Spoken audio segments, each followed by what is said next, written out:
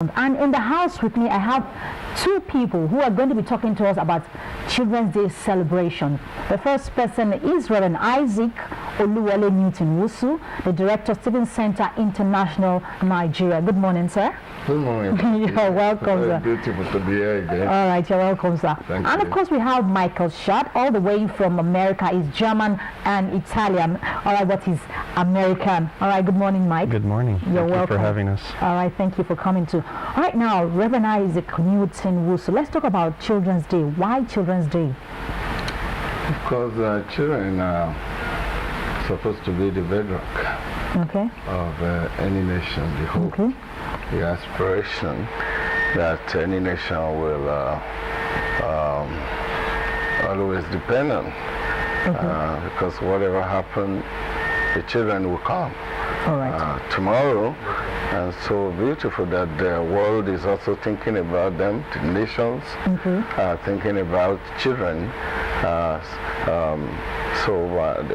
The nations of the world also think it's good to dedicate a day to the children of the world, and that's children worth celebrating. All right, children are worth celebrating. All right, now let's go to Mike. Yes, ma'am. You're here in Nigeria. Why do you choose to celebrate Children's Day with Nigerian Special Children at the Stephen Center there? Why do you choose Nigeria? Well, first of all, we believe that the Lord has called us to come to Nigeria. And first of all, I would just like to say good morning, Africa. Good morning to Bekwata.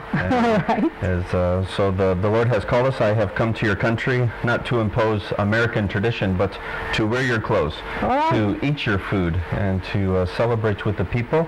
And because of my friend and my brother, Isaac, he has invited us to come and celebrate in this beautiful day. Okay.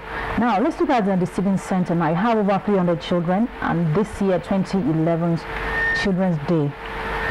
What do you have for the children? Any special program for them? Well, let me say that Nigeria's special children are, well, very special.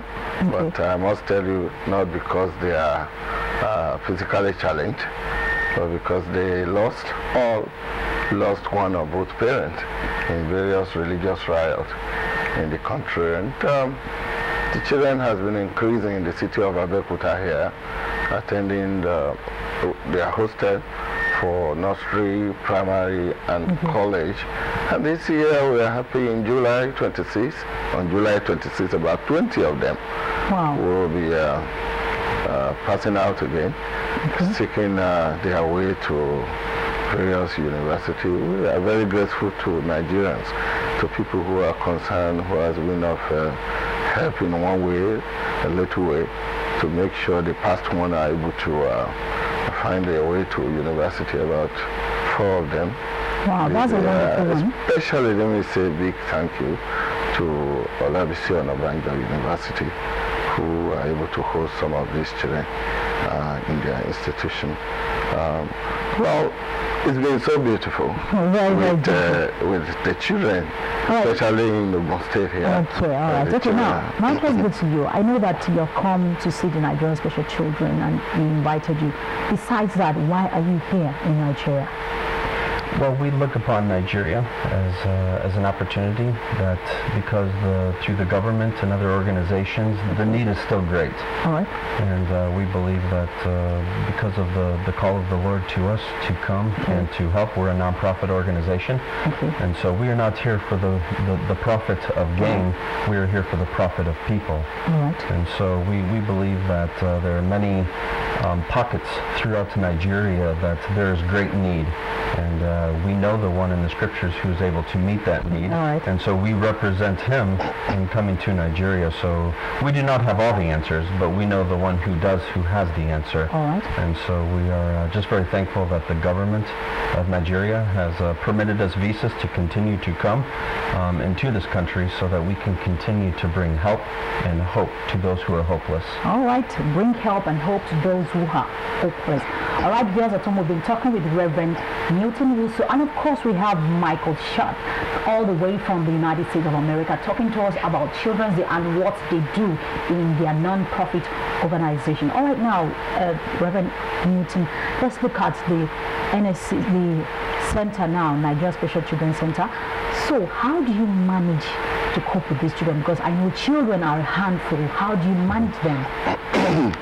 Let me first of all say a big thank you to my dear friend, whom I happened to come across through my landlady, whom I lived in her house for 25 years.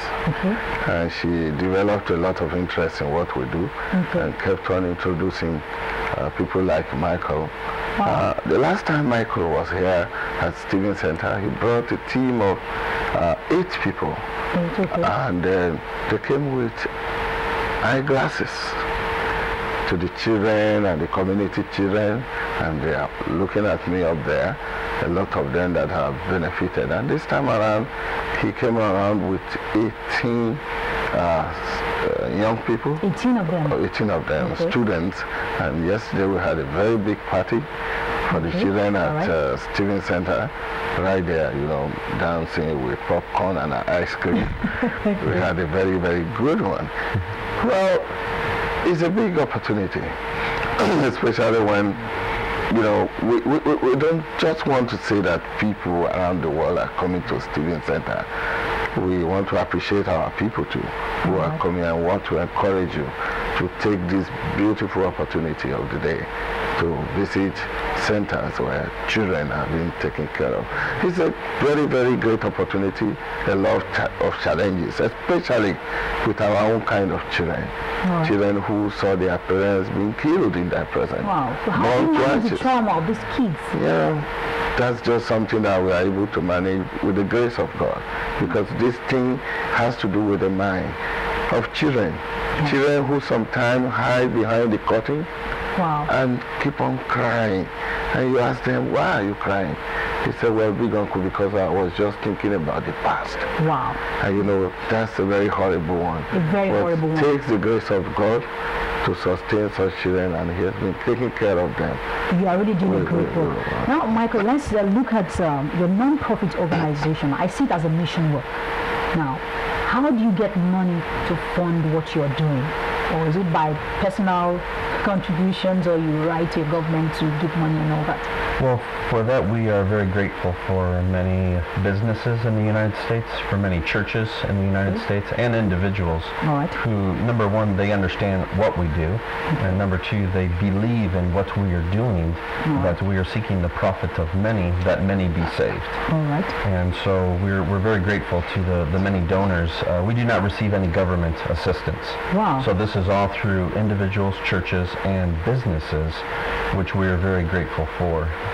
All right. Do you have any challenges, in this job you're doing, trying to impact the lives of people? Do you have any challenges, troubles, Well, even though in this country, obviously, there is hardship, and but with friends like Brother Isaac, I feel very safe, and by the grace of God, as he was just speaking of, that it's only by his grace that we continue to be safe.